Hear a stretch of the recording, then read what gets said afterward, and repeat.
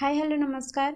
आपण समस्ते जानी सिटी एंट्रांस रे ओडिया पेडागोजी 5 मार्क पड़ो। ओडिया रे आमर 15 मार्क होची सेक्शन 2 रे सेथिरु आमर 5 मार्क पैसेज 5 मार्क व्याकरण आउ 5 मार्क पड़ो आमर पेडागोजी। पेडागोजी रे जो 5 मार्क पड़ो पेडागोजी रे आमर ओडिया रो पेडागोजी रे 5टा यूनिट अछि। 5टा यूनिट रु 5टी क्वेश्चन पड़ो। से 5टी क्वेश्चन आपण जदी टिके कष्ट करिवे 5टी जाक क्वेश्चन रो आंसर आपण टिक करें करेक्ट आंसर दे पारे।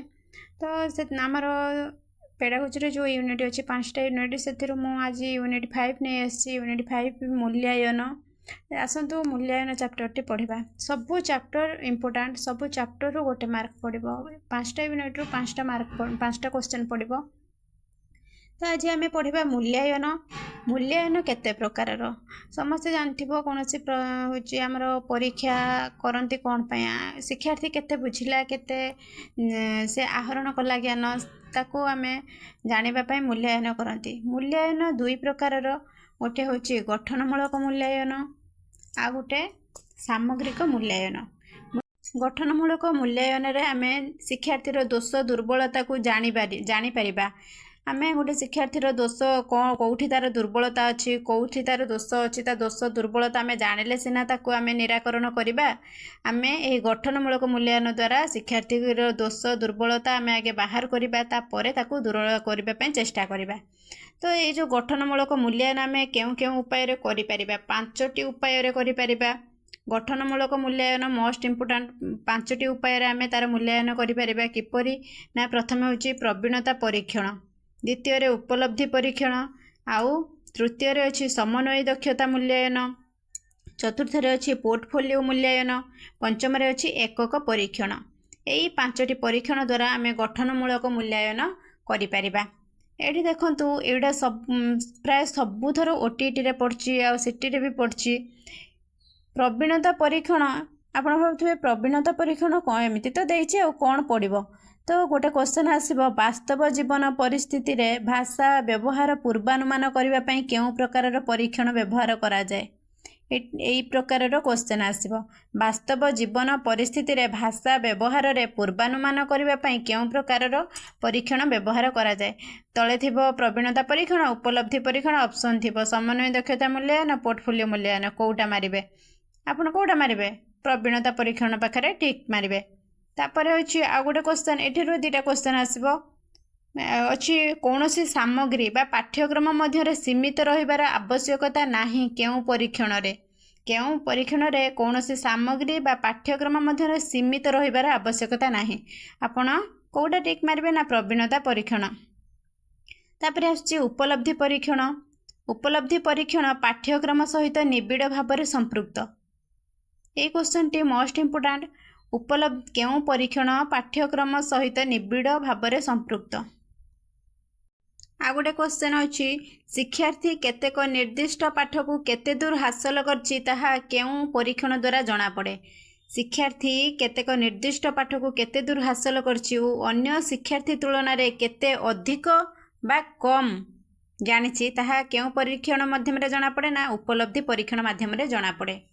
एठी दुटा क्वेश्चन आसला एठी भी दुटा क्वेश्चन आसबो जोटा हेले गोटे निहाती भाव में पड़िबो। तापर अछि समन्वय दक्षता।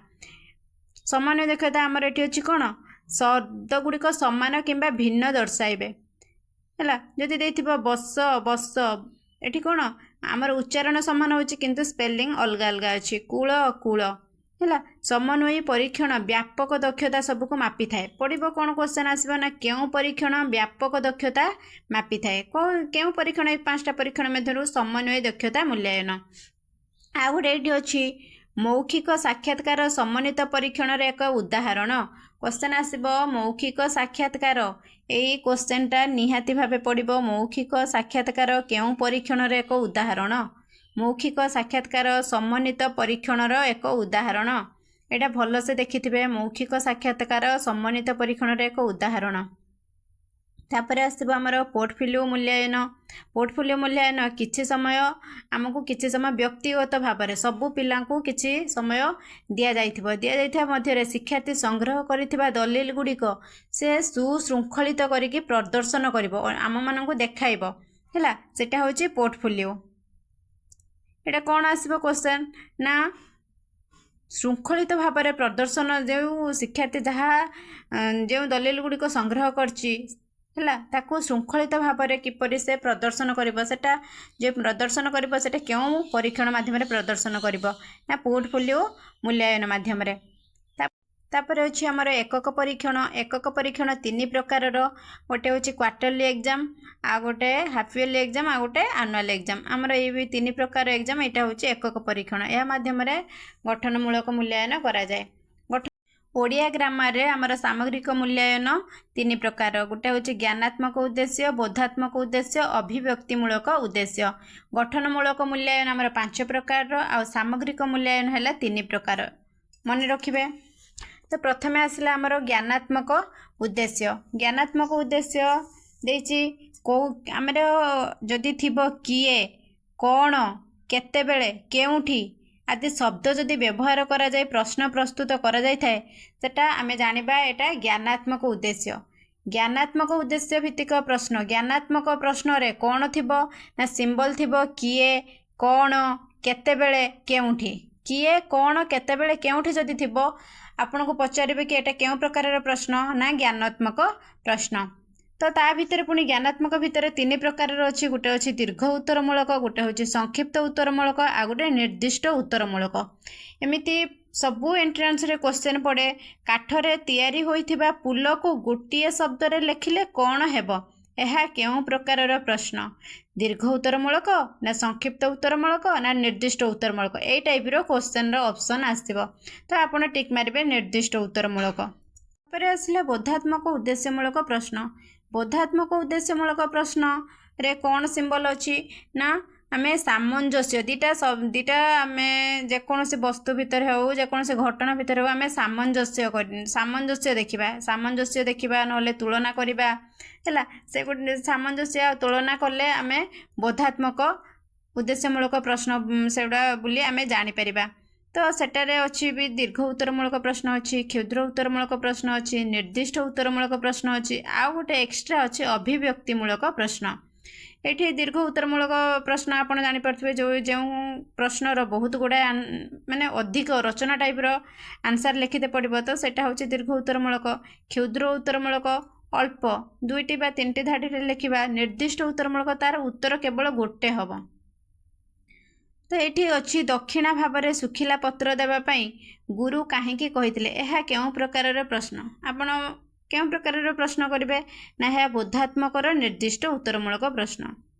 तापर अच्छी अभिव्यक्तिमूलक प्रश्न रे कौन थी ना शब्द रूढ़ी वचनिका है एथिरे अच्छी दीर्घ उत्तरमूलक प्रश्न कौन आसो ना आलो सखी आपणा महत आपे रखीर अर्थ कौन एटा क्यों प्रकार प्रश्न अभिव्यक्तिमूलक प्रश्न आपण मारिबे है आलो सखी आपणा महत आपे रखी एटा क्यों प्रकार प्रश्न ना अभिव्यक्तिमूलक प्रश्न। तापर ये अभिव्यक्तिमूलक प्रश्न रे दीर्घ उत्तरमूलक है आलो सखी आपणा महत आपे रखी। तापर आसला संक्षिप्त उत्तरमूलक प्रश्न जलर 5टी प्रतिशब्द लिखि वाक्य रे व्यवहार कर पड़ी एमती क्वेश्चन कि जलर 5टी प्रतिशब्द लिखि वाक्य रे व्यवहार करबा क्यों प्रकार प्रश्न। तो आपण लिखिबे अभिव्यक्तिमूलक प्रश्न कौन लिखिबे ना अभिव्यक्तिमूलक प्रश्न। अ लगाई विपरीत अर्थसूचक शब्द लेख अ लगाई एमती समर्थ व्यवस्था एटा क्यों प्रकार प्रश्न कौन टिक मारिया ना अभिव्यक्तिमूलक प्रश्न अभिव्यक्तिमूलक प्रश्न। तापर आसिला आमर ये देख दीर्घ उत्तरमूलक प्रश्न रे आमे केतुटी शब्द भितर लिखा पड़ो ना 100 शब्द रु 150टी शब्द मध्य आमे दीर्घ उत्तरमूलक उत्तर लिखा। तापर अच्छी आमर कौन उच्चतर श्रेणी को जीवाई उच्चतर श्रेणी माने आमर हायर क्लास रे केतेटी शब्द लिखा ना 150 रु 300 शब्द मध्य आमे उत्तर देबा। दीर्घ उत्तरमूलक प्राथमिक स्तर रे अच्छी 100टी शब्द रु 150 शब्द मध्य लिखा आउ हायर क्लास रे आमे कौन लिखा ना 150 शब्द रु 300 शब्द मध्य उत्तर लिखा। तापर आमर अच्छी क्षुद्र उत्तरमूलक आमे 30 रु 50 शब्द मध्य उत्तर देबा है। तापर अच्छी आमर वस्तुनिष्ठ बा निर्दिष्ट उत्तरमूलक प्रश्न यही बोधात्मक प्रश्न रे आमर केतेटा बाहरला ना अभिव्यक्तिमूलक प्रश्न गोटे अच्छी आ गोटे अच्छी वस्तुनिष्ठ बा निर्दिष्ट उत्तरमूलक प्रश्न। निर्दिष्ट उत्तरमूलक प्रश्न रे आसी आमर शून्य स्थान पूरण कर आउ मेलक प्रश्न, उत्तर मनोनयनमूलक प्रश्न, सत्यासत्य प्रश्न, पुनः सज्जीकरण प्रश्न, वर्गीकरणमूलक प्रश्न, दृष्टांतमूलक प्रश्न। यही प्रश्न गुड़िकर एमती आमको जना पड़ी प्रश्न किंतु एथिरे बहुत ही क्वेश्चन आसीबो। एमती क्वेश्चन आसीबो पारादीप एक डैश बंदर यह क्यों प्रकार प्रश्न, यह क्यों प्रकार प्रश्न ना वस्तुनिष्ठ प्रश्न बा निर्दिष्ट उत्तरमूलक प्रश्न है। एटा कौन ना शून्य स्थान पूरणमूलक प्रश्न। आ गोटे अच्छी मेल करवा, मेल कले है मेलक प्रश्न। तापर देखो यहाँ अच्छी उत्तर मनोनयक मूलक प्रश्न। ये पेजटा बहुत ही इम्पोर्टाट देथिबो कि ठीक बनान थिबा शब्द चारिपटे गोल बुलाओ क्यों प्रकार प्रश्न। आंसर आसीबो उत्तर मनोनयन मूलक प्रश्न। तापर अच्छी सत्यासत्य प्रश्न। सत्यासत्य प्रश्न माँ को भाई को मौसा डका जाए, यह सत्य। माँ को भाई को मामू कह जाए, यह सत्य। तो यह क्यों प्रकार प्रश्न जदि पड़थिबो ताने आपण टिक मारिबे सत्यासत्य प्रश्न। तापर आसिला पुनः सज्जीकरण प्रश्न। आंभ मानक परी माँ पृथ्वी भल पाए जन्मभूमि को मु एकु आमे सजई पारिबा, एपट सेपट देख अच्छे आमे एकु सजई पारिबा। तो एथिपाई यार क्यों प्रकार प्रश्न अटे ना पुनः सज्जीकरण प्रश्न। आमे एकु एपट सेपट करी लिखि पारिबा, सजईकी भी लिखि पारिबा। तापर आसिला वर्गीकरण मूलक प्रश्न। काऊ बिलुआ मेंढा पेचा कुकुर कुइली पृथ्वी आकाश अबनी एगुड़ा सबू समस्तଙ୍କର कौन काऊ बिलुआ मेंढा पेचा कुकुर कोइली एगुड़ाकर कौन अच्छी ना जीवन अच्छी। एटा वर्गीकरण करा जायछि, एगुड़ाकर जीवन नाही। एगुड़ाकू एटा गोटे कैटेगोरी, एटा आ गोटे कैटेगोरी। तो एको आमे वर्गीकरण करछंती। तो एटा केउं प्रकार प्रश्न शब्द पुंजा करछंती। विभिन्न वर्गर शब्द शब्दपुंज बा पद को गोलमालिया करी दिया जाय थाए। शिक्षार्थी से सब को निर्दिष्ट वर्ग अनुଯାयी सजाड़ी थाए। एवडा तेणु कौन केउं प्रकार प्रश्न हबो ना वर्गीकरणमूलक प्रश्न। तापर अच्छी दृष्टांतमूलक प्रश्न। दृष्टांतमूलक प्रश्न रे कौन अच्छी ना किछि आमर शब्द बा पद ताको वाक्य रे व्यवहार करिबा। जदि क्वेश्चन आसीबो संसार रु सांसारिक यह केउं प्रकार प्रश्न ताले आपण कौन मारिबे ना दृष्टांतमूलक प्रश्न रे टिक मारिबे। आशा करुछि आपनको भिडियोटी बहुत ही भल लागिथिबो। जदि भल लागिथिबो ताहले गोटे लाइक आ कमेंट निश्चय करिवे। धन्यवाद।